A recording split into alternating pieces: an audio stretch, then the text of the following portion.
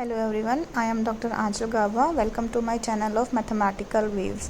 तो जो आज का टॉपिक हम स्टार्ट कर रहे हैं वो है मैट्रिसेस फॉर इंजीनियरिंग। जो आज का हमारा रहेगा वो रहेगा रैंक फाइंड आउट करना एंड सेकंड रहेगा कि नॉर्मल फॉर्म में किस तरह रिड्यूस करते हैं। ठीक है, तो हमारा बेसिक आज यही रहेगा, इसी के ऊपर ही हमारा पूरा काम चलेगा।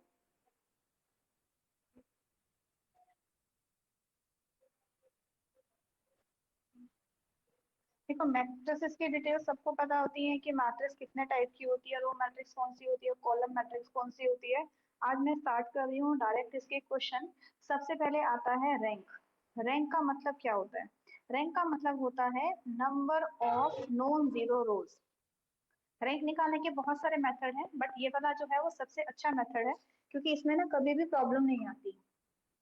तो रैंक क्या होता है? Number of non zero rows. तो आपको क्या करना है, सिर्फ और सिर्फ मैक्सिमम नंबर ऑफ ऑपरेशन लगाने हैं। कोई भी आपको मैट्रिक्स दे रखी है, उसमें आपको मैक्सिमम नंबर ऑफ ऑपरेशन लगाने हैं और ट्राई करना है कि आप ज्यादा से ज्यादा जीरो बना सके। ठीक है, जैसे फॉर एग्जाम्पल मैं आपको एक क्वेश्चन बताती हूँ। जैसे आपको कोई भी मैट्रिक्स दे रखी है कि matrix A is equals to 1 2 3 1 4 2 2 6 5। ठीक है, ये आपको मैट्रिक्स दे रखी है। आपको बताना है कि इसका रैंक क्या होगा। सबसे पहले आप इसमें जितने ज्यादा ऑपरेशन लगा सकते हैं, इसको मैक्सिमम नंबर ऑफ जीरोस बनाने के लिए आपको ऑपरेशंस लगाएंगे। तो मैं क्या ऑपरेशन लगा रही हूँ, मैं देखो मुझे दिख रहा है कि ये वाले टर्म और ये वाले टर्म जीरो बनाने बहुत आसान है, this term and this one. तो मैं क्या ऑपरेशन लगा सकती हूँ, R2 implies R2 minus R1। और एक और ऑपरेशन में क्या लगा सकती हूँ, R3 implies R3 minus 2 of R1। तो मेरी रिजल्टिंग मैट्रिक्स क्या आएगी? फर्स्ट रो तो एज इट इज आ गई, इसमें से मैं सब्ट्रैक्ट करूंगी तो मेरे पास क्या आएगा, 1 माइनस 1 0, 4 माइनस 2 मेरे पास 2 आ गया एंड 2 माइनस 3 मेरे पास आ गया -1। और इसको मैं करूंगी R3 माइनस 2 R1 में करूंगी, तो इसमें से मुझे twice of this matrix subtract करनी है। तो मेरे पास क्या आ गया, 0। 6 माइनस 4 करूंगी तो मेरे पास अगेन क्या आ गया, 2। एंड 5 माइनस 6 मेरे पास आ गया -1। मुझे जो खास बात का ध्यान रखना है, मैंने इन दोनों को जीरो क्यों बनाया। आप किसी को भी जीरो बना सकते हो, लेकिन आप कोशिश क्या करो कि जो आपका, अगर इसको जीरो बना रहे हो तो इसी कॉलम में सेकंड एलिमेंट को जीरो बनाओ, क्योंकि अगर आप एक यहाँ जीरो बना दोगे एक यहाँ बना दोगे तो ऑपरेशन लगाने डिफिकल्ट हो जाएंगे।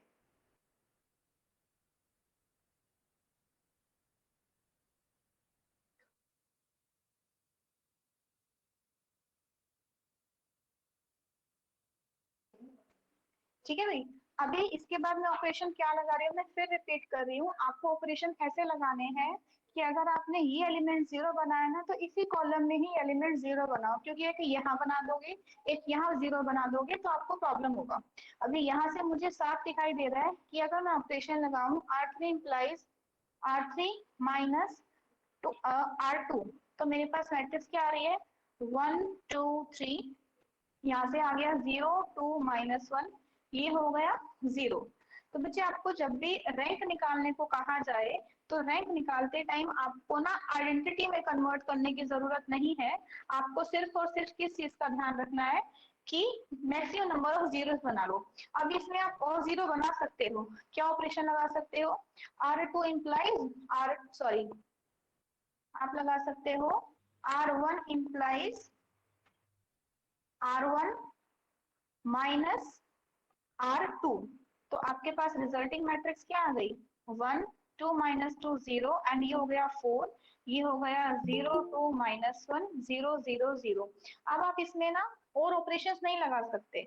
अगर आप और ऑपरेशंस लगाओगे तो आपके पास जीरो चेंज होंगी, तो हम यही रुक जाएंगे। अगर हमें क्या फाइंड आउट करने को कह रहा है वो रैंक, क्योंकि और ऑपरेशन लगाएंगे तो हमारी जीरो क्या हो जाएंगी, चेंज हो जाएंगे, जो कि हमें नहीं चाहिए।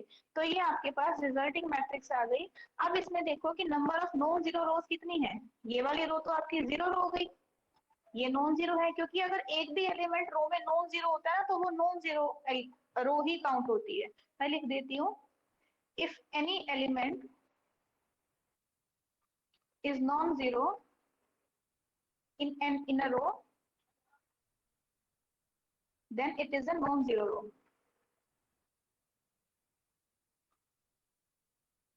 तो मेरे पास नॉन जीरो रो कितनी हो गई, 2, और मैंने रैंक का फॉर्मूला क्या बताया था कि number of non zero rows, तो number of non zero rows मेरे पास 2 आ रहा है, तो मेरा क्या आ गया, rank of A is equals to 2।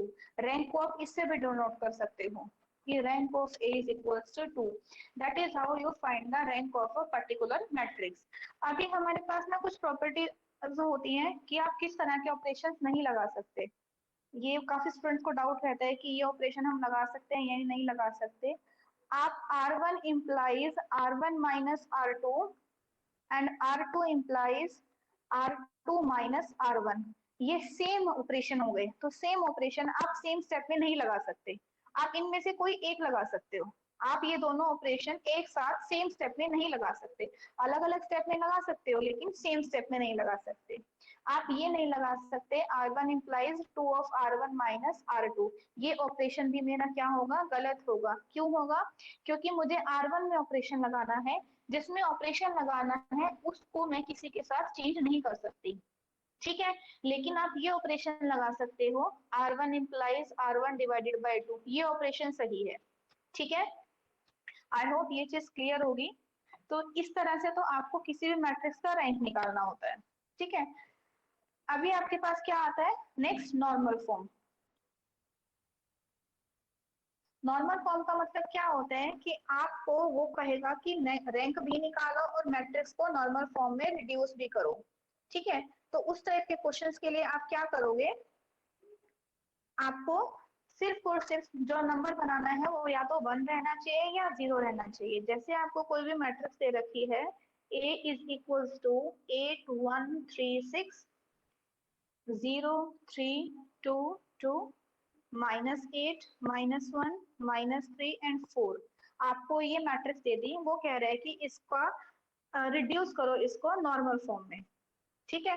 अब एक चीज देखो, जब नॉर्मल फॉर्म की बात आए तो आप rank of sorry row and column operation दोनों लगा सकते हो, ठीक है। जब वो कहे कि आप नॉर्मल फॉर्म में रिड्यूस करो किसी भी मैट्रिक्स को, तो आप रो ऑपरेशन भी लगा सकते हो और आप कॉलम ऑपरेशन भी लगा सकते हो। फॉर एग्जांपल मैंने इसमें सबसे पहले मुझे दिखाई दे रहा है कि अगर मैं इस पूरी कॉलम को 8 से डिवाइड कर दूं, C1 implies C1 divided by 8, तो मेरे पास मैट्रिक्स जो है वो थोड़ी इजी हो जाएगी। 1 1 3 6 0 3 2 2, यहाँ आ गया -1 -1 -3 4, ये मेरी मैट्रिक्स आ गई। अभी मैंने आपको क्या बताया था लास्ट मैट्रिक्स में, जहां पे 0 हो उसी कॉलम में अगले एलिमेंट को 0 बनाओ। तो मैं R3 में ऑपरेशन लगा रही हूँ, R3 implies R3 plus R1, तो मेरे पास रिजल्टिंग मैट्रिक्स क्या आ गई, first row as it is,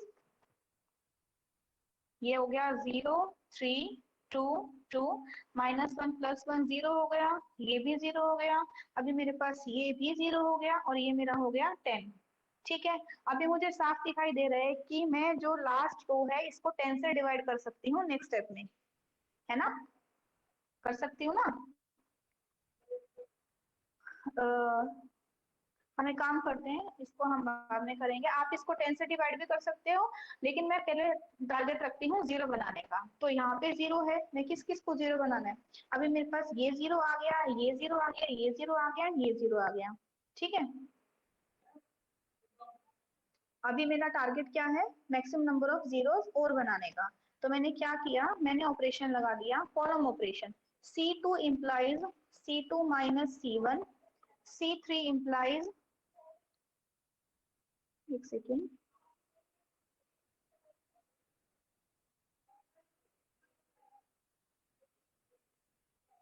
C3 में क्या लगाना है, C3 implies C3 minus 3 of C4 C1 and C4 में लगा दिया C4 minus 6 of C1।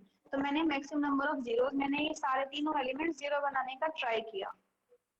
ये 1 है, ये 0 है, ये 0 है, 1 minus 1 हो गया 0 and 3 minus 0 is 3, this is 0, ये क्या हो गया, C3 implies C3 minus 3 of C1, 0 2 0, यहाँ से क्या आ गया 6 minus 6, है ना, 0 2 और यहाँ से कितना आ गया मेरे पास 10, है ना।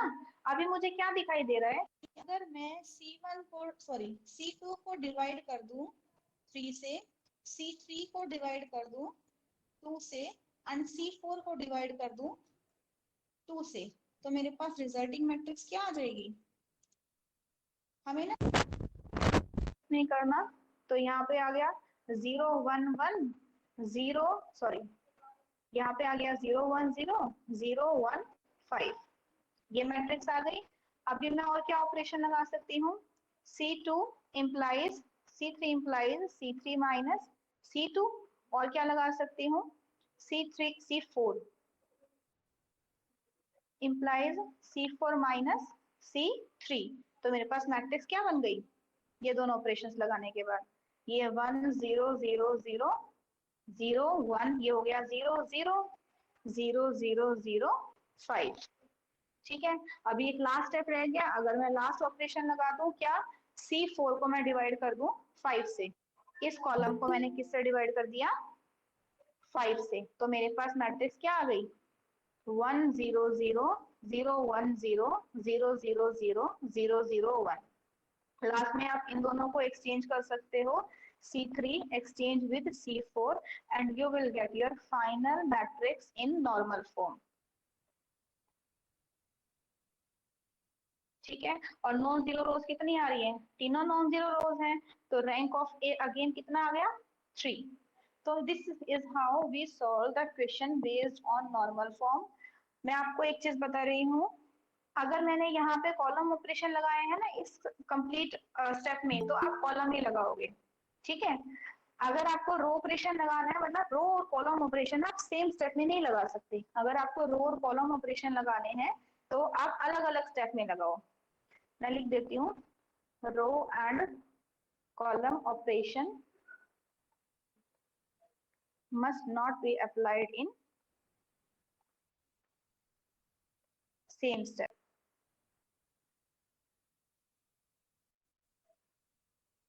आप डिफरेंट डिफरेंट स्टेप्स में कॉलम और रो ऑपरेशन अप्लाई कर सकते हो, ठीक है।